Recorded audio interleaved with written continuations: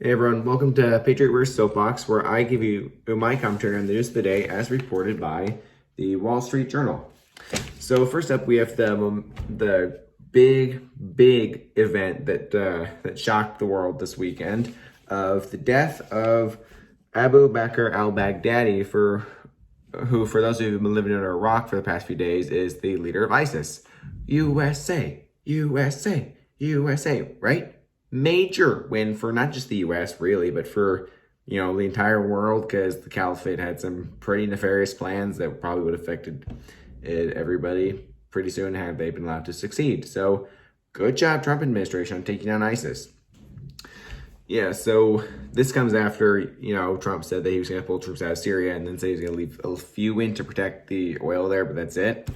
So you got to wonder if Trump was trying to lull ISIS into false insecurity, like they'd be like, oh, the Americans are gone, now we can come out. And then he's like, bam, dead. There goes Baghdadi. So yeah, major victory. And but the Wall Street Journal, while acknowledging that, said that it's not that big of a win because ISIS is still there. I'm like, and here's me thinking, really, Wall Street Journal? Can't you like just save the well, what comes after this? ISIS is still around for another day, because can we just focus right now on the fact that the leader of ISIS is dead, dead, never coming back? Can't we just focus on what a big win that is? Come on. And then you got Nancy Pelosi and Adam Schiff are pissed that Trump held a secret meeting with the military to take out Baghdadi, when they're the ones who've been holding secret impeachment meetings, not even letting their fellow congressmen in. So they're in no position to complain.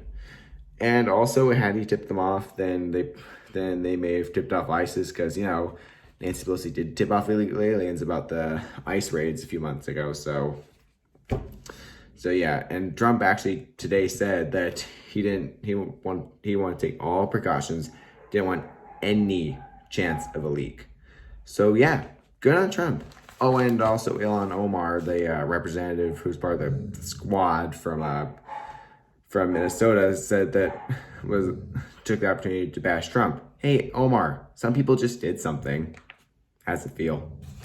So then you have the headline, extreme windstroke of California wildfires. Really? And the sky is blue.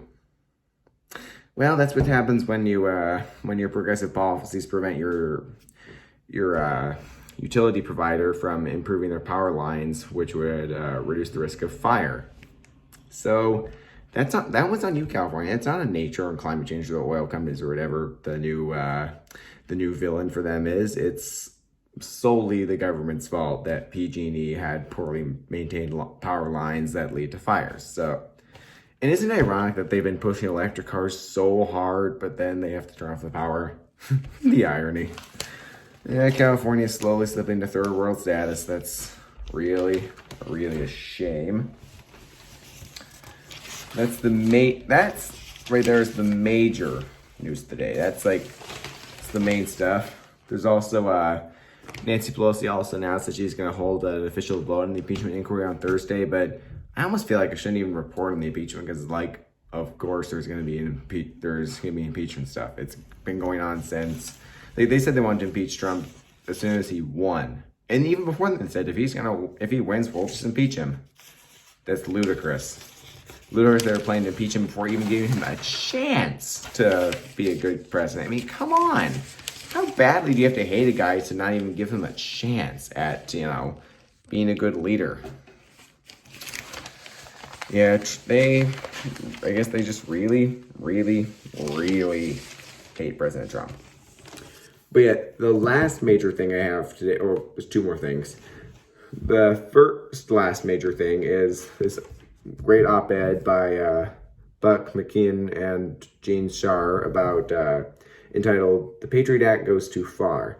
So it's basically saying that while well-intentioned, the USA Patriot Act passed after 9/11 goes a little too far and actually hasn't worked. So Patriot Act was passed out of fear after 9/11 because Americans wanted the government to be able to assure them that they could protect them, and so they passed a sweeping bill that allowed mass surveillance of the populace.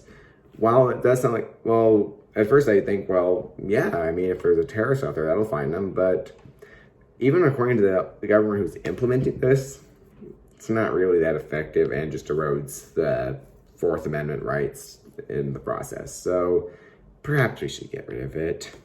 The other major thing, though, is jumping back to Baghdadi. The Washington Post ran an article about his death entitled, what was it?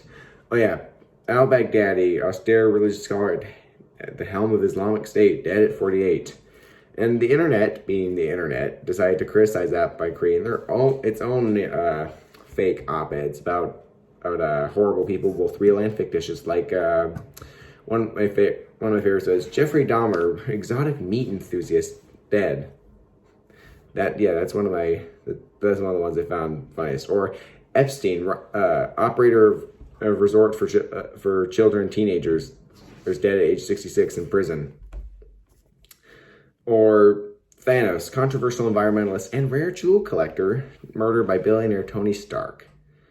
What was the other one? Oh yes, Darth Vader, multiple amputee, burn victim, and decorated war veteran, dead at family reunion.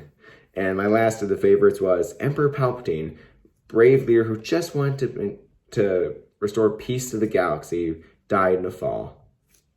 So yeah, that's all I got for you today. Tune in next time for more of Patriot Verse Soapbox, and don't forget to like and subscribe.